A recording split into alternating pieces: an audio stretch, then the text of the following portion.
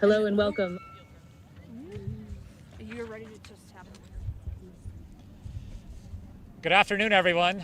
Thank you so much for being here today. I want to thank Cure PSP for coming out in big numbers today, and to the Michael J. Fox Foundation for being here as well, and for all your leadership. And Congressman Bilirakis will be joining us shortly, but I want to thank him for being the co-lead of this legislation. I especially want to thank my friend and predecessor and mentor, Congresswoman Jennifer Wexton. She's the original author of this Healthy Brains Act that we're reintroducing today, has been a tireless advocate for patients with PSP and really for all neurodegenerative diseases. So thank you, Congresswoman Wexton, and we'll be hearing from her in a second. Thank you. I'm proud to reintroduce Jennifer Wexton's Healthy Brains Act. We are taking a bold new approach to finding the causes of neurodegenerative disorders and developing cures. And we have to, because Congress needs to do more, because millions of Americans are impacted by neurodegenerative disorders. And that's expected to double in the next 20 years. And we're talking about Parkinson's, Alzheimer's, ALS, MS, PSP. The cost of these diseases is over $650 billion a year in our country, and it's rising. And these diseases rob individuals of their mobility, their memory, their coordination, independence, and ultimately their time with their families. So I want to thank Congresswoman Wexton for her leadership and all the work she did on this, and the work of so many others too, many of whom are here today. But we know far too little about the causes and the cures of these diseases, and we need to get to the bottom of why more and more people are getting these brain diseases. The bipartisan Healthy Brains Act will establish collaborative research centers dedicated to studying the environmental contributors to these diseases. And it will bring together partners, health professionals, nonprofit organizations, patients, and caregivers across federal agencies and beyond. And the collaborative research centers this bill creates will also establish a nationwide neurodegenerative disease data system and make the progress public. We need to stop playing catch up with these diseases and find the causes and cures fast. The time is now, and millions of families are waiting for answers, so let's pass the bipartisan Healthy Brains Act. Thank you. And now, while we wait for Congressman Bilirakis, I want to introduce Congresswoman Jennifer Wexton.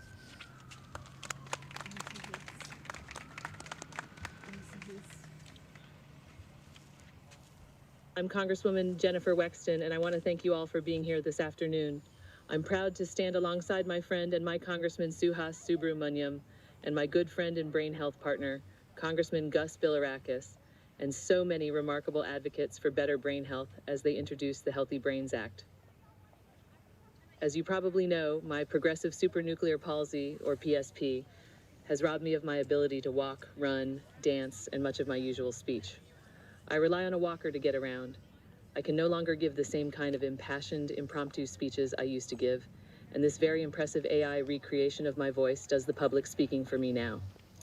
I know much more about the intricacies of the brain and brain health than I ever cared to. I'm no expert, but as I've faced this disease head on, I've had to ask many questions to my doctors and experts. The first question that many of us ask after we get a diagnosis is, why is this happening? Why me? And that's why we're here today, because we don't have enough answers to why these brain diseases occur. And it's not just my PSP, but Parkinson's, Alzheimer's, ALS, MS, and many more neurodegenerative diseases. As a former Congresswoman and current advocate, all I want to do right now is to push for greater resources to understand, diagnose, treat, and ultimately, and most importantly, prevent these terrible illnesses. And that's the end goal of Healthy Brains. This bill seeks to better understand the why of how people get these types of diseases. One area where we have much more work to do is understanding the impacts of environmental factors on our brain health. Existing research shows that many of these neurodegenerative diseases may have significant environmental risk factors, including from exposure to toxic substances. We too have evidence, for example, that exposure to the chemical trichloroethylene, TCE, has corresponded with a greater risk of Parkinson's, and that most Parkinson's cases cannot be attributed to genetic inheritance alone.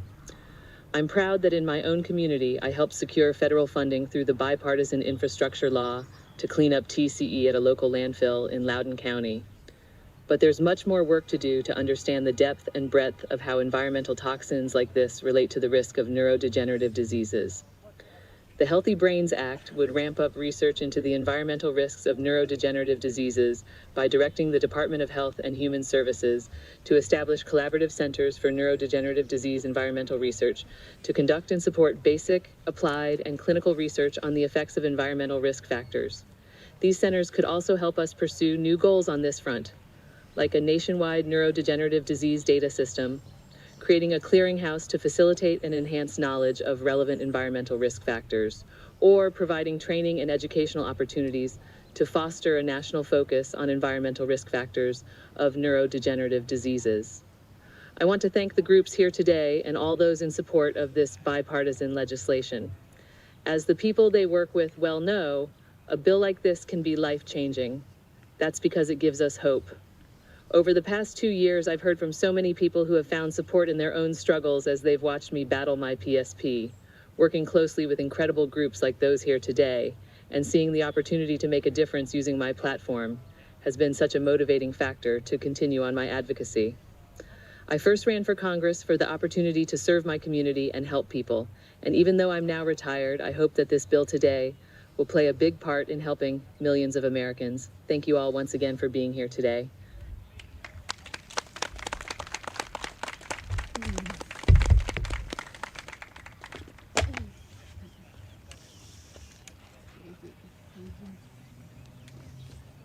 Thank you so much, Jennifer. The only thing I would say is that you're not retired. We're going to keep putting you to work because we need you. We need you more than ever, so thank you.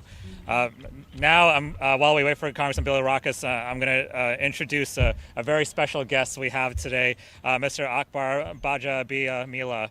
He is joining us with the Michael J. Fox Foundation. Please introduce yourself. Thank you. Thank you. Hello again. Thank you so much, Congressman Subramanyam. I appreciate you. Thank you so much, Jennifer Wexton. I appreciate that. Thank you so much. It's an honor to be here on Capitol Hill. That is a beautiful building behind me. But I think, when I think about the representation of this building, I think about the representation of change. And today is an important day to have a conversation on change. Many people know me as the host of American Ninja Warrior, an obstacle course show that so many people have the challenges of trying to go through these obstacles. But today, I'm here on a different capacity, my more important role, which is trying to navigate the obstacles as a son with a father that has Parkinson's disease. Now, I've seen Parkinson's disease, come through our household in the late 1990s, and it changed our entire household. My father, strong man. If you think I'm big, man, wait till you see my dad. 6'3", 300-something pounds. And over the years, I started to see it wear on his body, wear on his ability to communicate with us. It ultimately wore on his ability to provide for us. And that changed everything for us. And you start to ask yourself, and for me, it was hard, being a child and looking up to my father with that deep voice and going, wait, how did this happen? Why is this happening? And we know research shows that 30% of it has something to do with genetics, but there's a whole another 70% that we're not aware of. And that 70% is something I believe that the Healthy Brains Act can really, really help in finding out the answer to environmental issues, whether it's the water, whether it's the air that we're breathing, who knows what it is. My father was a plumber, and I'm a former NFL guy. And I know that there's been concerns about, playing football and getting Parkinson's. My father never took a hit like I took, and so I'm thinking, how did this happen? And for a long time, believe it or not, as a son, there's this guilt that I had because I honestly thought initially, and I'm even a little ashamed to say it, that I thought my father was faking it. I thought maybe he just doesn't want to work anymore. Like, this is just too much. But the reality was there wasn't enough education about it. There wasn't enough information about it because you're asking yourself, as a plumber, that's what my father did to provide for all 7 of us. And you go, how did this happen?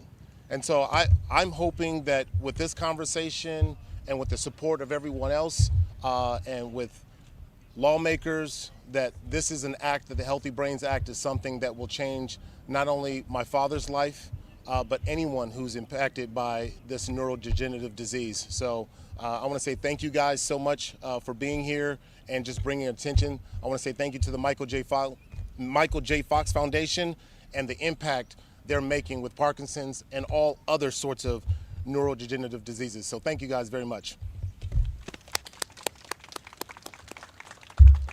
Wonderful. I want us to end with a PD patient, in her own words, Jennifer Newman. Thank you.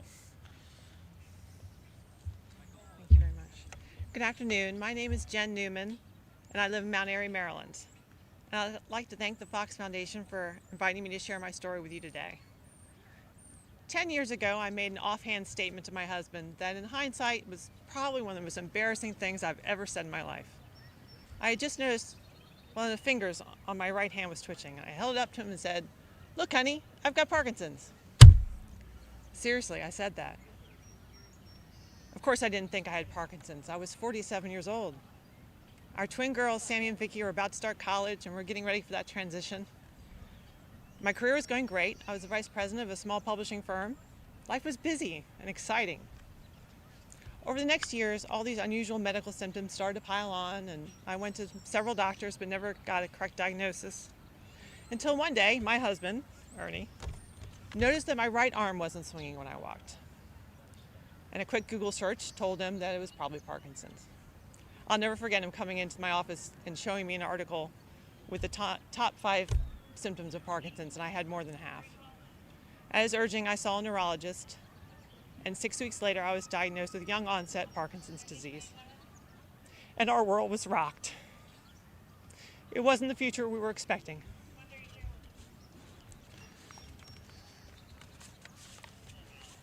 I cried on and off for the next 8 months in secret. When the house was empty, the tears would flow. I cried for my husband that would one day have to take care of me. I cried for our beautiful daughters who now have an increased chance of Parkinson's because their mom has it. And I cried for myself in the battle that I know I have ahead of me. For those of us with Parkinson's, every day is a struggle to manage symptoms. I deal with tremors, dizziness, painful stiffness, debilitating fatigue, severe muscle cramps in my leg and foot that make walking difficult at times. Lately, I've been struggling with cognitive and memory issues that affected the quality of my work, and I had to tell my colleagues of 30 years that I could no longer work with them. And that broke my heart.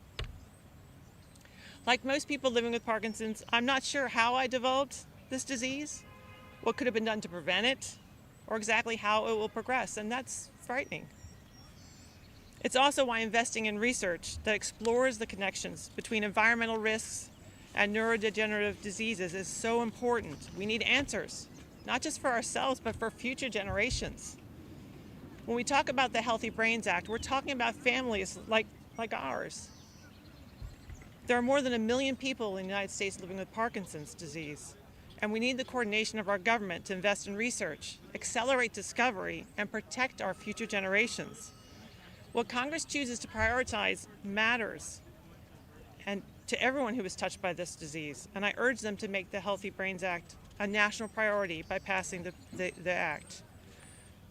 The bleak reality is that the progression of Parkinson's is relentless. It doesn't slow down for anyone. But I don't want a bleak reality, and I don't think any of you do either. Congress, I know there's a lot on your plate right now. But let's get this bipartisan act passed and get us closer to a world without this horrible disease and the other neurodegenerative diseases that we're all facing. Thank you. Do we have any questions? Thank you all so much for being here today, and thank you for all your advocacy, and let's get this bill passed. Thank you.